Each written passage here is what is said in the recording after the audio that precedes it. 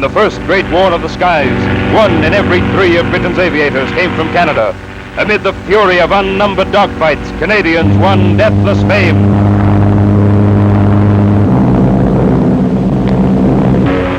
Bishop, Collishaw, Rogers, these names will ever live in the story of the air. Riding the storm of fire and lead, the men of Canada found their wings.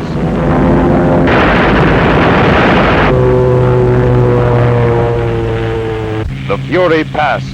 Canada's flyers exchanged the tools of war for the implements of peace. Above the solitude of lake and forest, they bent their skill to the progress of their country. From the air, they mapped whole regions little known before. They guarded the silent forests from the menace of fire. No barons, they left towns and mines and growing wealth. They created the tradition of the bush pilot, resourceful, lonely flyers, at home with solitude and danger. So through the post-war years, the experience of these pioneers built for Canada a system of commercial air routes second to none the world over in personnel and planes.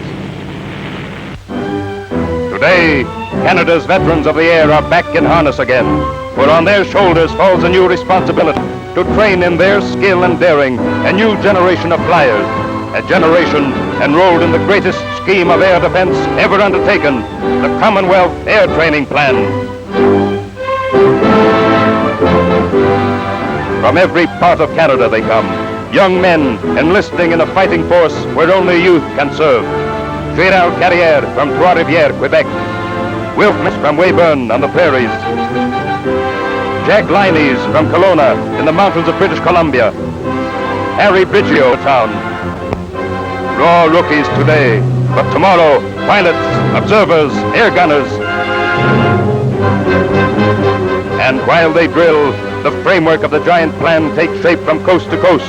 Flying schools in the maritime provinces at Moncton, Summerside, Chatham. Training centers for observers, gunners, mechanics beside the lakes of Ontario and Quebec. Concrete runways in the sunlight of the prairies. A shore defense in war, a heritage for peaceful progress in the saner world beyond. And on the Pacific coast, hangars to house seaplanes and giant flying boats.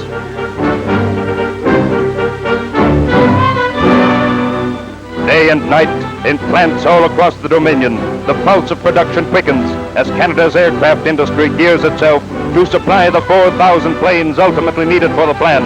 Tough, sturdy little trainers, ruggedly built to take the knocks of a beginner's handling. From overseas comes every plane that hard-pressed Britain can spare, while from across the border flows a steady stream of aircraft to swell the swift-growing armada on Canadian soil. And far off across the Pacific, in Australia and New Zealand, rolls in the same tide of planes and men. But in modern flying, the last result depends on the single individual. One mind, one man trained for the split seconds of battle. By the time the budding flyer has been through the mill, tests of heart and lungs, tests of mental reaction, tests for coordination of brain and eye, every response has been checked, every capacity measured. I feel rather like a bug under a microscope, sir. Have you decided yet what I'm going to be, sir? This list here will tell us. Yes, you're a pilot. In the decompression chamber, the new pilot gets the feel of the air without leaving the ground. In the rarefied atmosphere of 17,000 feet, he dons his oxygen mask and accustoms himself to a new mode of breathing. Finally, he gets his first taste of what it will be like to be alone in the clouds. In the Link trainer, he learns the magic touch on the joystick, the touch that has made pilots say that flying is the only realm where individualism counts for everything and where the spirit of youth is at the controls. But before he is allowed to fly, he must go through a long and exacting grind on the ground. He must master the mathematics needed for aerial navigation. He must get to know the whole modern world of radio communication. He must get accustomed to working under the actual conditions of warfare. He must know, like every fighting man, how to take discipline. And though he may never have to bail out in his life, he must find out how parachutes behave.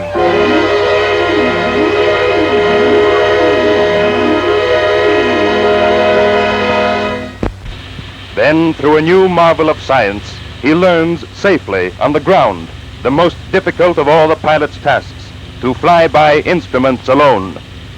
In the blind link trainer, listening in his phones to the instructor's directions, he acquires the personal skill that will one day enable him to fly 600 miles over a darkened Europe to Germany. You will now do a spin. Close the throttle. Move the control column fully back and apply full rudder.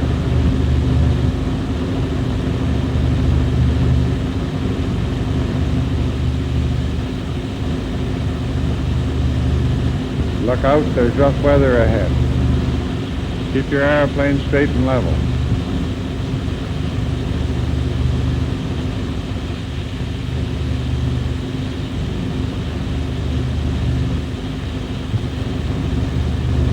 In the same way, his instructor teaches him to use the Lorentz beam, which will guide him to a safe landing in England when fog and blackout have hidden his home field.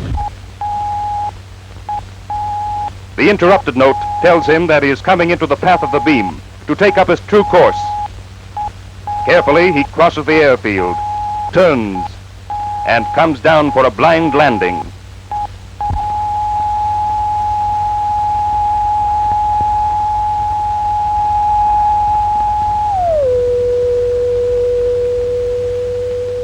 It looks easy, and so it is to the overconfident.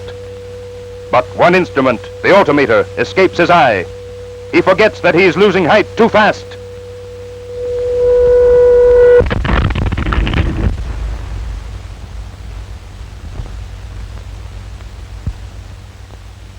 Pilot dies horrible death.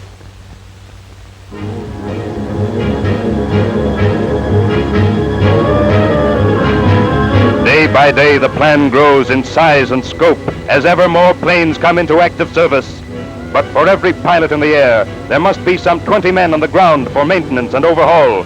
So at St. Thomas, Ontario, an army of 3,000 young mechanics gathers to master the intricacies of modern aircraft.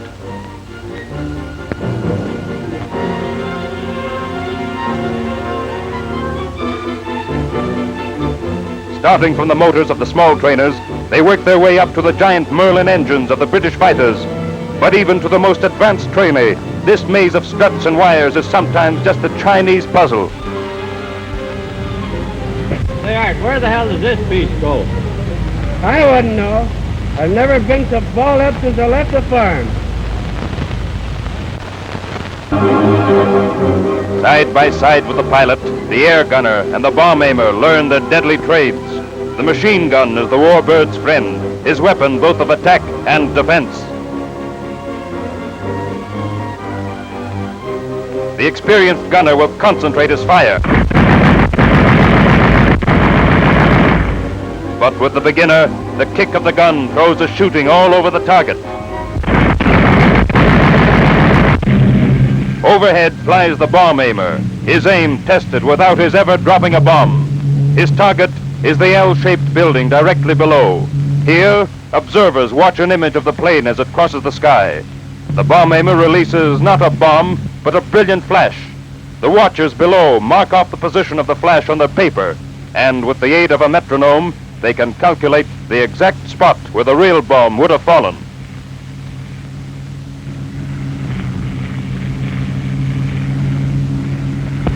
Who's it up there today? Well, that's Tommy. He claims he's the best bomb aimer in the state. Watch it, here he comes. 1, 2, 3, 4, 5, 6, 7. He missed by a quarter of a mile. Thought you said he was good. Oh, no. I said he said he was good. So back to school goes Tommy to learn his job all over on the ground.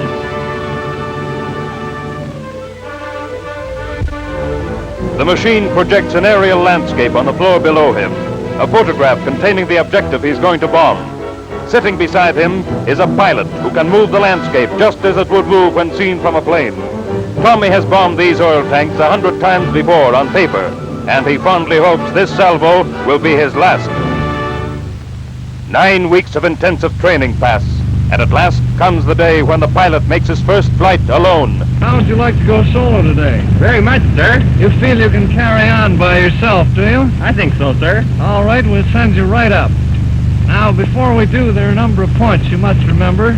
First, you have to make an inspection of the aircraft and the usual cockpit check, and then run up the engine. After that, you must also remember that the aircraft's lighter, and you'll have to trim it accordingly.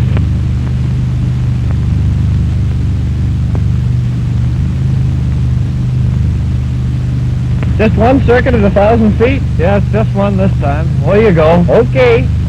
Good luck.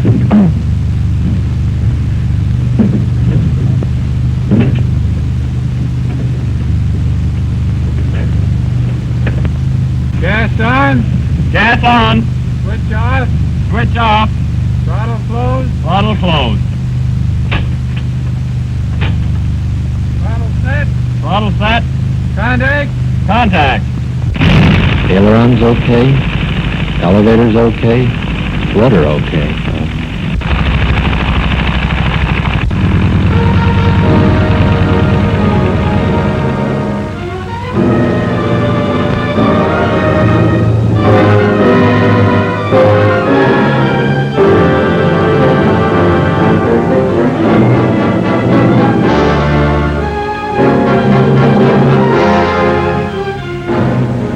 Gee, seems bigger up here, all alone.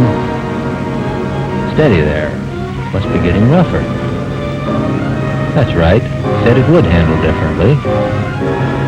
Well, nothing to be worried about. Let's try vertical bank. Stick over. Nose up. Round we come.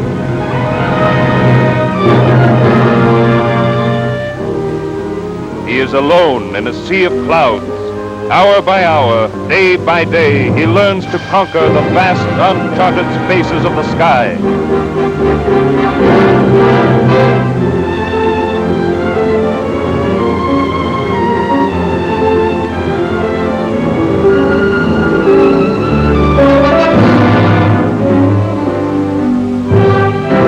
Beneath his hand, the throttle of his roaring motor.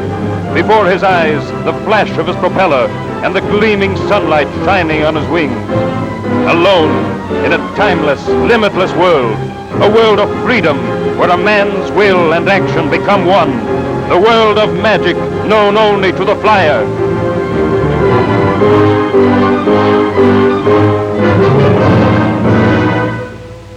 So he graduates from the exhilaration of his first solo flights to ever larger and faster aircraft. He learns to share responsibility with the crew who fly with him, with the all-important observer, with the radio operator, bomb aimer, gunner. For these men, each as highly trained as the pilot himself, make up the fighting unit of the clouds.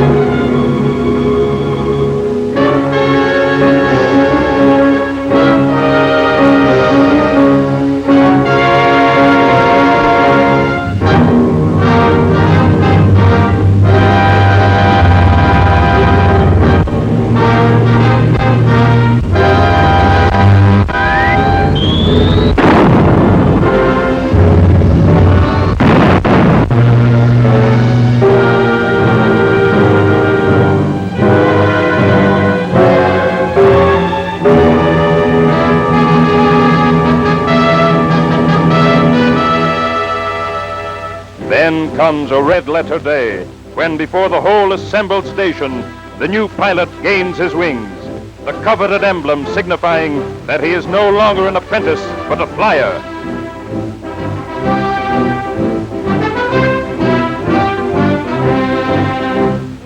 In these pilots, receiving their wings from one of the greatest aces of the last war, Air Marshal Bishop, Canada renews her great flying tradition and her pledge in the service of the Commonwealth.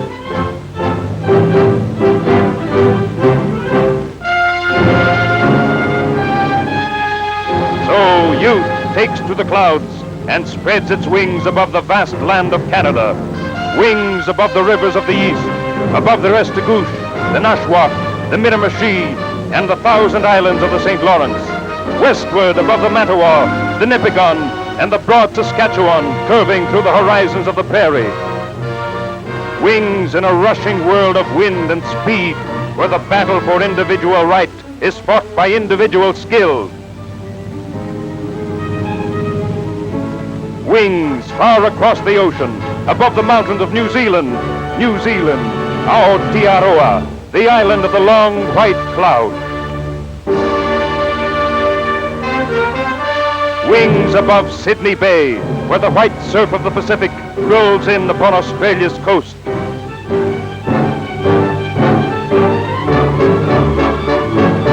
Youth with wings, riding the skies of the free dominions. You who are young, we salute you, for never in the field of human conflict was so much owed by so many to so few.